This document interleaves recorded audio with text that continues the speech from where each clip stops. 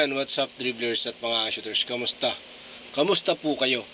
Alam ko ilan po sa inyo malungkot, karamihan po sa inyo disappointed, pero may iilan na masaya sa pagkatalo ng ating Gilas Pilipinas kagabi, diyan sa kamay ng South Sudan. 87-68, yan po yung final score kagabi nitong ating Gilas Pilipinas laban dito sa South Sudan, na pumutol sa ating pangarap na tayo ay makapasok pagdating ng Paris Olympic. Pero may chance pa nga ba tayo dyan mga shooters? Well, yan po yung ating tatalakayin at pag-uusapan. Laban natin sa China bukas, ano pa nga ba ang magiging chance natin doon? Kaya ba natin talunin? Tingnan po natin.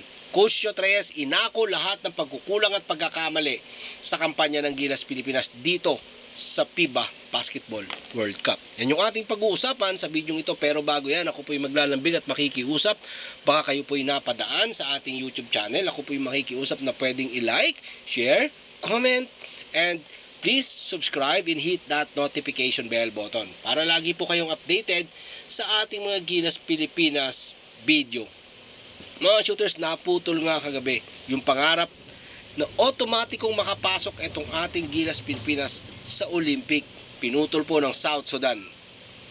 So may chance pa nga ba tayo makapasok dyan sa Olympic mga shooters? Ano pa nga ba yung chance natin dyan?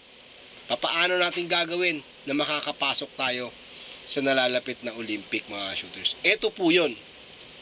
Nakadepende sa mga makakalaban natin.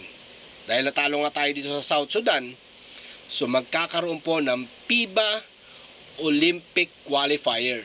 Dahil sa ganda po ng ball movement na itong South Sudan kagabi, kung makikita po natin dito sa mga ipapakita ko pong video, kayo na po ang humusga kung gaano katikas yung kanilang ball movement, kung gaano kalate yung reaction natin sa defense.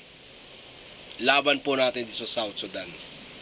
So ano po yung pag-asa natin dito sa Olympic, sa Paris Olympic mga shooters? Well, may pag-asa naman po, no? Pero napakaliit na chance yung ating Gilas Pilipinas dito. Napakaliit po ang chance na makapasok talaga tayo dyan sa Paris Olympic na hinahangad po ng bawat isang Pilipino. Hindi man po natin hinahangad mag-champion dyan eh. Yung makapasok lang po, isang karangalan na po sa atin yan. Diba? Olympic po yan eh. Karangalan na po yan. Yung makapasok at makalaro po yung ating mga Pilipino dyan. Diba? Sa Olympic. Pero ano nga ba ang chance natin dyan mga shooters? Meron ba? Well, medyo mabigat pong hamon ang ating tatahakin mga shooters. Imagine nyo po, yung mga European team na malalaglag doon sa round of 16, yung malalaglag po dito sa classification, yun po yung pwede natin makakatapat dyan. Diba? Sino-sino po yan? Sa ngayon, hindi pa po natin madedetermine kung sino-sino yung mga yan. Dahil kasalukuyan pa po, ongoing pa po, yung laban sa round of 16 at sa classification round ng FIBA Basketball World Cup. So yan po yung ating aantayin. Kung sino po sa kanila dyan, sa mga European team, yung hindi makakapasok at hindi makakwalified dyan po sa Summer Olympic. Yan po yung ating chance na lang. At ang tanong po dyan, sino-sino nga ba yung ipapadala natin? If ever makapasok po tayo sa qualifier ng Olympic mga shooters. At sino nga rin ba ang magiging coach natin dito? Coach Chot Reyes pa rin po ba ang uupong head coach ng ating Gilas Pilipinas? Yan po yung ating alamin dahil may sinabi na po ito si Coach Chot Reyes mga shooters. Dito nga sa nangyayari sa ating Gilas Pilipinas, matapos ang kampanya natin dito, ipinapaubaya niya na sa SBP yung kanyang kapalaran. Ang kapalaran ni Coach Chot Reyes, pinapaubaya niya na sa SBP kung ano yung mangyayari sa kanya rito. Kung gusto pa ba siya ng SBP, kung paghahawakin pa ba siya ng SBP as head coach ng ating Gilas Pilipinas. At inako naman po lahat ni Coach Chot Reyes etong ating pagkukulang. Sabi nga niya, laban dito sa China, paghahandaan nila itong huling laban nila. Yan po yung sinabi ni Coach Chot Reyes sa kanyang interview.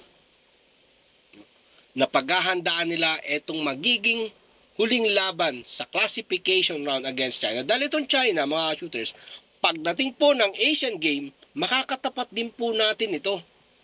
Diba? Ang tanong lang dito, kung nandyan ba si Jordan Clarkson ito at saka si Kai Sotto, Dahil babalik na po sa NBA si Jordan Clarkson, babalik na si Kai Sotto sa Japan para maglaro, or baka sa NBA pa mapunta itong si Kai Sotto. So ang tanong, si Coach Chot Reyes pa rin ba ang nandyan? Si Coach Chot Reyes pa rin ba magagabay sa Southeast Asian Game at sa Olympic Qualifier? Yan po ang malaking katanungan mga shooters. Dahil ang sabi nga ni Coach Chot Reyes, ipapaubaya niya sa Samahang Basketball ng Pilipinas yung kanyang kapalaran sa pag-coach. Dahil gusto niya nang magretiro mga shooters. No? Actually, nag-retired na nga daw siya, pero tinawagan siya at ginusto siyang maupo dyan, kaya siya nabalik dyan. Yung po yung sabi ni Coach Chot Reyes. Di ba? So, ibig sabihin, nakasalalay sa SBP sa Samahang Basketball ng Pilipinas ang kapalaran ng ating Gilas Pilipinas, mga shooters. Itong Rensa Bando, hindi na rin mapapakinabangan to dahil babalik na rin po sa kanyang Model Ball Club ito dyan sa Korea. Paano pa magagamit yung katulad yan, talentadong katulad ni Rensa Bando, mga shooters. Diba? So ano pa gagamitin natin dito? Ano pa magiging strategy? Sino pa nga ba ang magiging coach ng Asian Game?